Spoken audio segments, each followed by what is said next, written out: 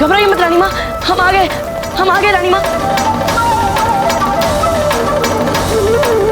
रानी माँ, रानी माँ।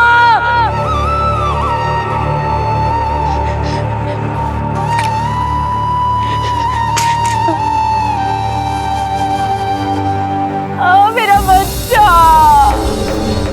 मेरा लाल। कहां से आया, कहां ले गया? कुछ पता नहीं।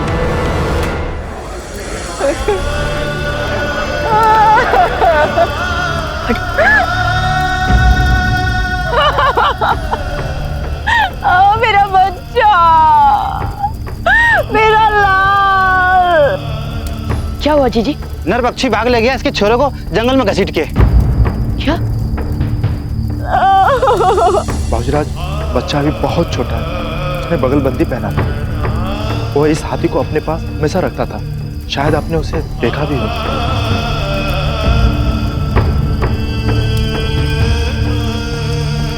मेरा हाथी खो गया है।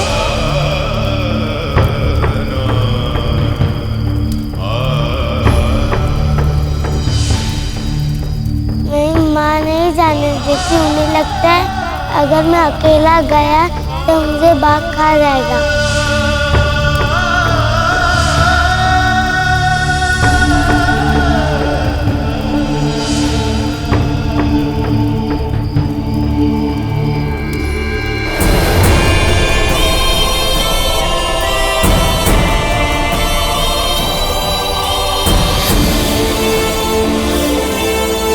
जलाल, जब एक शेर जंगल में शिकार के लिए निकलता है तो उसके लिए जरूरी नहीं होता कि खुद को शेर साबित करने के लिए वो जंगल के हर जानवर पर हमला करे।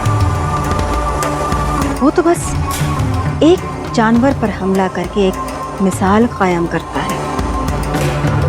शेर का यही खौफ तमाम जंगल के जानवरों को उनकी औकात दिखा देता है और उन्हें शेर से छोटा बनाता है जलाल।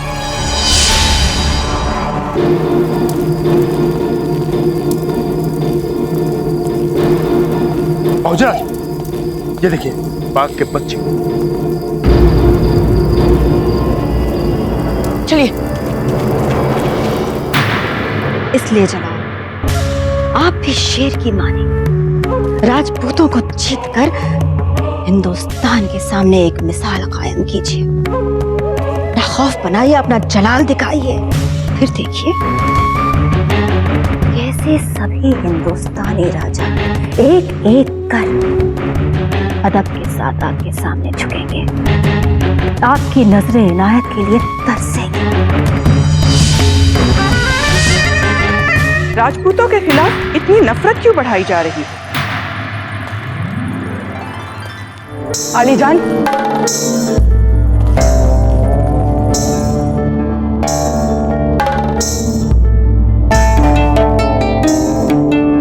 मलिका आलिया, आदाब। आदाब। आगरे से कब लौटे आप? कुछ देर पहले ही हमें बताया गया कि आप किसी जरूरी सियासी बातचीत में मसरूफ हो और महामंगा ने किसी को भी खलल डालने की सख्त मनाही की ताकीद की है। आली जान, ये हुक्म आपके लिए नहीं है। कोई बात नहीं जलाल, अगर महामंगा ने ऐसा कहा था तो जरूर इसके पीछे कोई मकसद रहा होगा। तो बताइए महामंगा, अब जलाल के जहन में राजपूतों के ही खिलाफ जहर भर रही है। इन्हें बताइए ना कि जब हम मुसीबत में थे तो राजपूतों ने ही हमारी मदद की थी, कि जब जलाल पेट में थे तब अमरकोट के राणा वैरी साल ने ही हमें पनाह दी थी। इन्हें बताइए महामंगा। जलाल, आप तो पैदा ही एक राजपूत के घर में हुए हैं। क्या ये सच है आली जान? अम्मी, बिल्कुल सच है जलाल, उतना ही हकीकी सच जितना हकीकी सच ये है कि अब आप छोटे बच्चे नहीं हैं, मुगलिया सल्तनत के शहंशाह बन चुके हैं और अपने वालिद मरहूम के उस आखिरी ख्वाहिश को बेइज्जत नहीं कर सकते जिसमें उन्होंने अपनी आखिरी सांसें लेते वक्त आपके नाम जो पैगाम लिखवाया उसमें सबसे पहले राजपूताने को फतह करने की तायद की। आपको आगे देखना है जलाल, पीछे नहीं। अगर मुगलिया सल्तनत को हिंदुस्तान का मुस्तकबिल होना है तो फिर राजपूती शान को माजी में दफन होना पड़ेगा जलाल, और इसे आपको ही सरअंजाम देना पड़ेगा। जलाल, मलिका आलिया, ये सियासी बातें आप हम पर छोड़ सकती हैं, क्योंकि सारे आलम को फतह करने की ख्वाहिश रखने वाले इस मासूम जहन को मुख्तलिफ नुक्ते नजर से उलझाना बेहतर नहीं होगा। आप बहुत दूर से आ रही हैं, थक गई हूँ, आपको आराम फरमाना चाहिए। हम अभी आपके लिए शरबत भिजवाते हैं। आइए आलम पना, सारे दरबारी बड़े बेसब्री के साथ आपके दीदार के मुंतजर बैठे होंगे। इजाजत दे आली जान, चलिए अम्मी।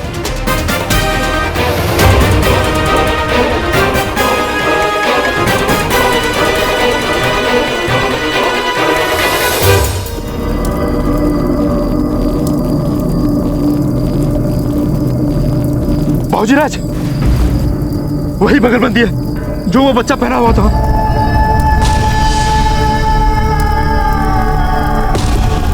क्या? हाँ बाबूजीराज। चलिए।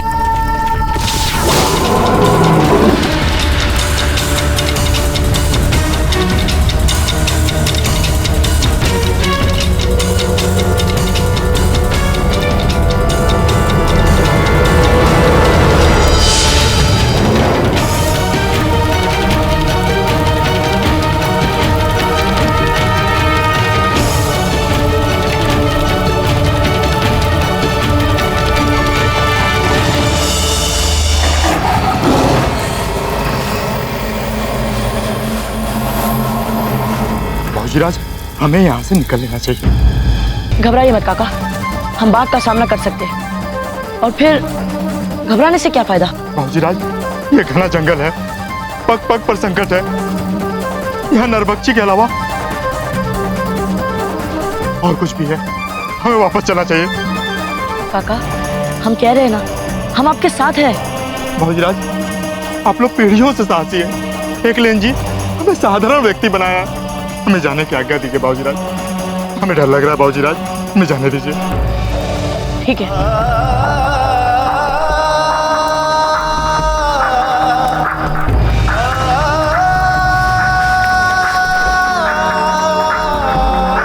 ये लीजिए, हमारी खंजर आपके पास है। ये जंगल में आपको सुरक्षित रखेगा। बाबूजीराज, एक लेन जी आपको लंबी उम्र दे बाबूजीराज, लंबी उम्र दे बाबूजीराज।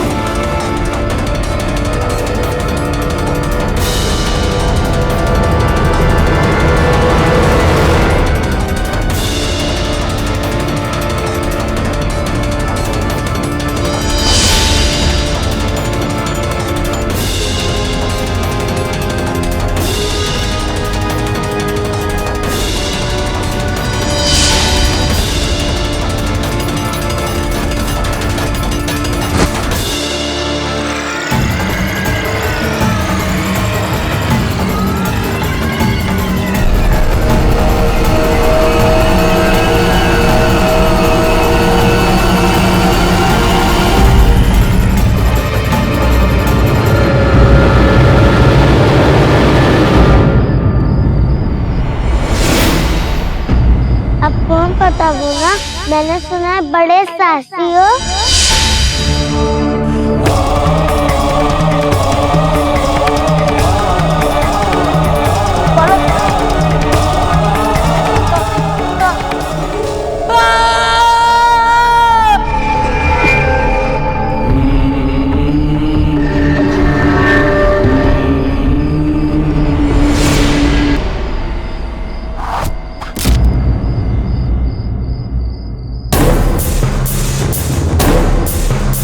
कौन है?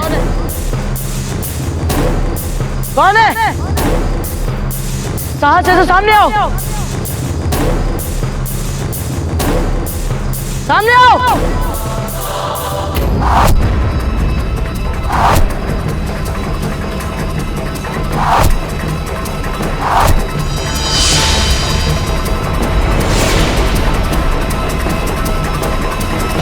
हमने आज तक तुम जैसा कायर प्रतिद्वंदी कहीं नहीं देखा।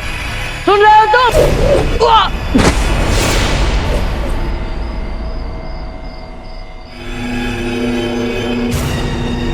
छोड़ो बे, छोड़ो, छोड़ो बे, छोड़ो बे, छोड़ दो बे, छोड़ दो।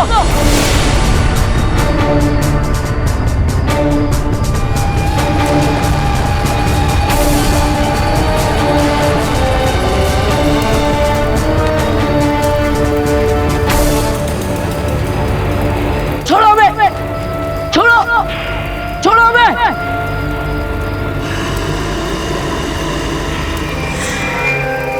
कौन हो तुम? ये कैसा व्यवहार है? हाँ, छोड़ो बे, हमें जाने दीजिए। अगर नहीं छोड़ा तो अपना तुम खुद देख लोगे, क्योंकि तुम मुझे नहीं जानते। क्यों जाने हम कि तुम कौन हो? मुंह उठाकर हमारे जंगल में हमारी आज्ञा के बिना घुस आते हो। इस अपराध का दंड तुम्हें अवश्य मिलेगा, और ऐसा दंड कि दोबारा इस जंगल में घुसने का कोई साहस भी ना करे। तुम्हें भय नहीं है हमारा? तो लो, बता दे अब तुम्हें अब क्या है। गांव के सरदार हो, सामंत हो, या मेवाड़ के युवराज, हमारे यहाँ सब बराबर हैं। ये जंगल हमारा है और मैं यहाँ का राजा। यहाँ हमारे नियम चलते हैं, और हमारे जंगल का सीधा सा एक नियम है, जो हमारे जंगल में बिना आज्ञा के प्रवेश करेगा वो यहाँ से जीवित वापस नहीं जाएगा। तुमने हमारी आज्ञा के बिना इस जंगल में प्रवेश करने का अपराध किया। हमारे जंगल में प्रवेश करोगे तो इस अपराध का दंड भी भुगतोगे। क्यों आया था हमारे जंगल में? बोल, बोल। हम यहाँ उस निर्बख्शी बात का शिकार कर गया है, जो अवसर देखकर तरहती कहती अपराधी भोले भाले लोगों को मारता है। जैसे वो देखिए, हमारे मित्र को मारा है उसने। वो हमारा मित्र निर्जीव पड़ा है, देखिए।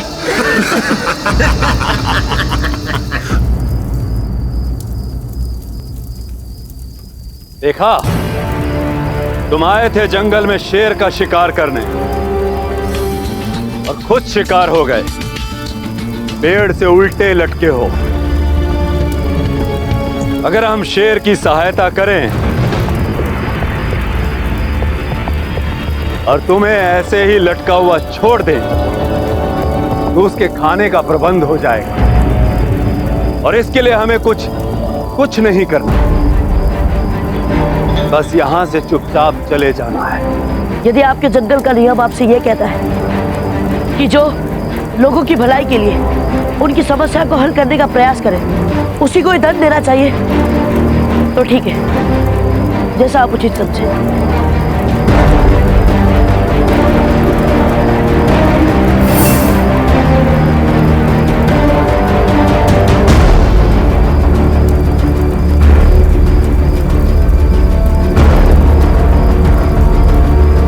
और तो रस्सा काट रहा, दोबारा आए तो गर्दन काट दूंगा।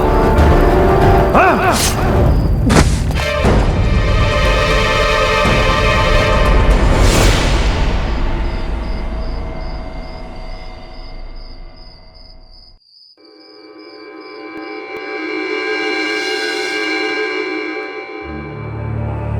ओए मेरा छोरा, बेटा उठ जा, उठ जा मेरा बच्चा। अरे कोई तो मेरे लड़के को उठा दो रे, कोई तो उठा दो। क्षमा करें जीजी, हम आपके बेटे को नहीं बचा पाए। नहीं नहीं बाबूजीराज, हम सब मिलके भी जितना नहीं कर पाते उतना किया आपने। हाँ हाँ, आप न केवल बिना डरे बाघ का पीछा करते हुए जंगल चले गए, बल्कि आपने तो उन भयानक भीड़ों के संकट का सामना भी किया जो जंगल में आने वालों को कभी जीवित नहीं छोड़। बाबूजीराज, जिस प्रकार सारे संकट सहकर आप हमारे बच्चे का शव जंगल से लेकर आए, हम सब तो इसी बात के लिए सारी उम्र आपके ऋणी रहेंगे बाबूजीराज। युवराज, आपकी वीर गाथा हमसे पहले तलहटी में आई थी। मैं एक दुखियारी बाहू, मुझे न्याय चाहिए, न्याय। मेरा बच्चा मरा है।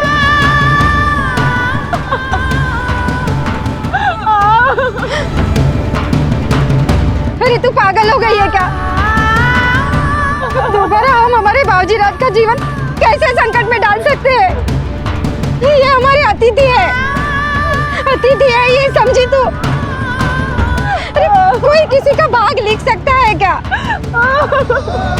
भाग से किसी ना किसी के प्राण गंवाना ही हमारी नियति है, और नियति से कोई लड़ सकता है क्या? निश्चित है नियति से हम लड़ सकते हैं।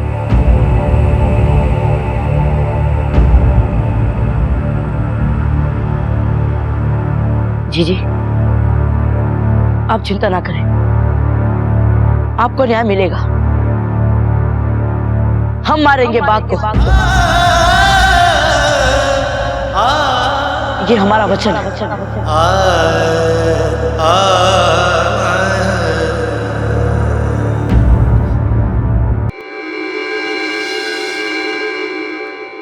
दृष्टिता क्षमा महारानी सा,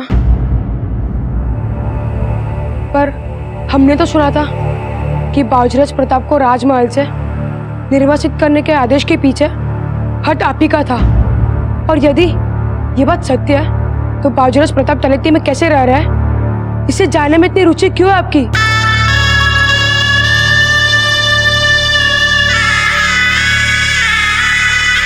क्योंकि हम माँ है प्रताप की, माँ। क्योंकि हमारे हृदय की हर धड़कन में प्रताप थे, प्रताप है और प्रताप रहेंगे। क्योंकि उन्हें मेवाड़ के राजमहल से निर्वासित करके हमने हमारे हृदय के सबसे महत्वपूर्ण भाग को निर्वासित किया, और अब वहां एक शून्य रह गया है, मात्र एक शून्य। परंतु हमारे भीतर के उस शून्य को हम प्रताप की जानकारी से भरना चाहते हैं। हमें हमारा अपराध मत बताइए चक्रपाणी, हमारी सहायता कीजिए। महारानी साहब, बाबूजीराज प्रताप आपको हर पल याद करते हैं, किसी से कहते हैं, किंतु मैं जानता हूँ महारानी साहब, वो हर समय आपकी कमी अनुभव करते हैं। आपकी आज्ञा को धर्म समझकर वो वैसे ही कर रहे जैसा आपने कहा था, वैसे ही जी रहे जैसा आपने चाहा था, और तलहटी की इन कठिन परिस्थितियों में रहते हुए भी बाबूजीराज तलहटी के लोगों के बीच चमकते हुए तारे की भांति धमकना आरंभ कर दिया है। वहाँ वे सबकी आंखों के तारे बन चुके हैं, पूछते उन्हें वहाँ सब। ऐसा क्या कर दिया प्रताप ने वहां? सदाचार और विनम्रता के अतिरिक्त जिस नरभक्षी बाघ के आतंक में तलहटी अब तक जी रही थी, बाबूजीराज तलहटी वालों के लिए उस नरभक्षी बाघ तक का शिकार करने का प्रयास कर रहे हैं। हम चाहते हैं कि आपको और प्रताप को समझाएं कि वो ऐसा कोई साहसिक कार्य ना करे कि फिर एक बार मेवाड़ उनकी जय जयकार कर बैठे। आपको उन्हें समझाना होगा जीजा कि उनको अब साधारण जीवन जीना है, एक साधारण व्यक्ति की तरह। प्रताप को रोकना होगा। हाँ महारानी साहब, मैंने भी इस छिपे संकट की गंभीरता को समझकर बाबूजीराज को बोला था कि बाघ नरभक्षी है, दूर रहो इससे, इसके शिकार में प्राणों का संकट है। संकट नरभक्षी बाघ का नहीं है, हम जानते हैं अपने पुत्र को। मेवाड़ की प्रजा की सुरक्षा का प्रश्न सामने आ जाए तो वो नरभक्षी बाघ के भी टुकड़े टुकड़े कर सकते हैं। संकट उनकी छोटी मासा का है। दुर्घटना तो कहीं पर भी हो सकती है ना जी, तलाटी में भी। वही है असली संकट।